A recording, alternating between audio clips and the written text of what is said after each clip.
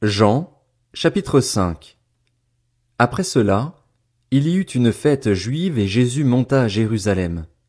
Or à Jérusalem, près de la porte des brebis, il y a une piscine qui s'appelle en hébreu Bethesda et qui a 5 portiques. Sous ces portiques un grand nombre de malades étaient couchés, des aveugles, des boiteux, des paralysés. Ils attendaient le mouvement de l'eau, car un ange descendait de temps en temps dans la piscine et agitait l'eau. Et le premier qui descendait dans l'eau après qu'elle avait été agitée était guéri, quelle que soit sa maladie. Là se trouvait un homme infirme depuis 38 ans. Jésus le vit couché et, sachant qu'il était malade depuis longtemps, il lui dit, « Veux-tu être guéri ?» L'infirme lui répondit, « Seigneur, je n'ai personne pour me plonger dans la piscine quand l'eau est agitée, et pendant que j'y vais, un autre descend avant moi. »« Lève-toi, lui dit Jésus, prends ton brancard et marche. » Aussitôt cet homme fut guéri. Il prit son brancard et se mit à marcher. C'était un jour de sabbat. Les Juifs dirent donc à celui qui avait été guéri, « C'est le sabbat, il ne t'est pas permis de porter ton brancard. » Il leur répondit, « Celui qui m'a guéri m'a dit, prends ton brancard et marche. » Ils lui demandèrent, « Qui est l'homme qui t'a dit, prends ton brancard et marche ?» Mais celui qui avait été guéri ne savait pas qui c'était, car Jésus avait disparu dans la foule qui était à cet endroit. Quelque temps plus tard, Jésus le retrouva dans le temple et lui dit, « Te voilà guéri. Ne pêche plus, de peur qu'il ne t'arrive quelque chose de pire. » Cet homme s'en alla annoncer aux Juifs que c'était Jésus qui l'avait guéri. C'est pourquoi les Juifs poursuivaient Jésus et cherchaient à le faire mourir, parce qu'il avait fait cela le jour du sabbat. Cependant, Jésus leur répondit, « Mon Père est à l'œuvre jusqu'à présent.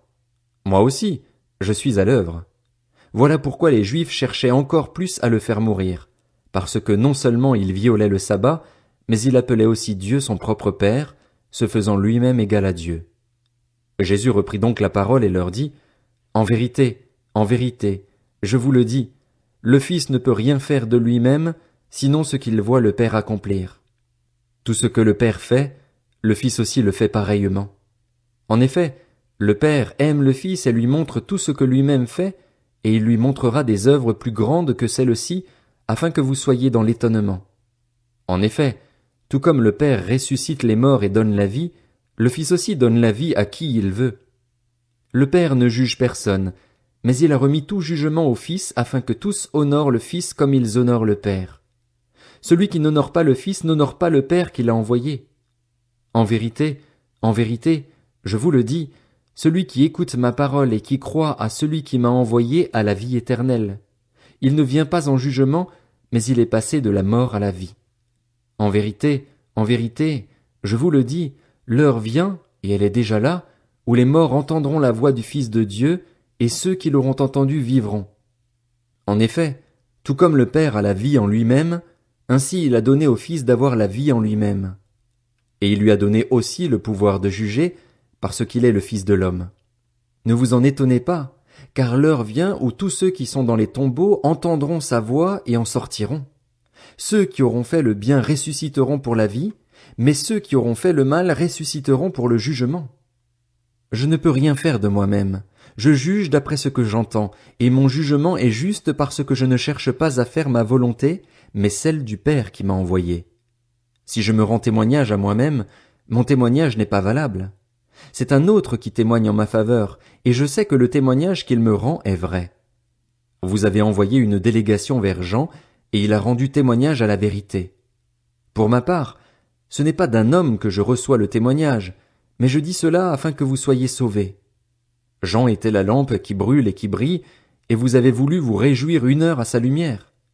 Pour ma part, j'ai un témoignage plus grand que celui de Jean. Ce sont les œuvres que le Père m'a donné d'accomplir. Ces œuvres mêmes que je fais témoignent à mon sujet que c'est le Père qui m'a envoyé, et le Père qui m'a envoyé a rendu lui-même témoignage à mon sujet. Vous n'avez jamais entendu sa voix, vous n'avez pas vu son visage, et sa parole n'habite pas en vous, puisque vous ne croyez pas en celui qui l'a envoyé. Vous étudiez les Écritures parce que vous pensez avoir par elles la vie éternelle. Ce sont elles qui rendent témoignage à mon sujet, et vous ne voulez pas venir à moi pour avoir la vie. Je ne reçois pas ma gloire des hommes, mais je vous connais, vous n'avez pas l'amour de Dieu en vous. Je suis venu au nom de mon Père, et vous ne me recevez pas. Si un autre vient en son propre nom, vous le recevrez. Comment pouvez-vous croire, vous qui recevez votre gloire les uns des autres et qui ne recherchez pas la gloire qui vient de Dieu seul? Ne pensez pas que c'est moi qui vous accuserai devant le Père. Celui qui vous accuse, c'est Moïse, celui en qui vous avez mis votre espérance. En effet, si vous croyiez Moïse, vous me croiriez aussi, puisqu'il a écrit à mon sujet. Mais si vous ne croyez pas à ses écrits, comment croirez-vous à mes paroles?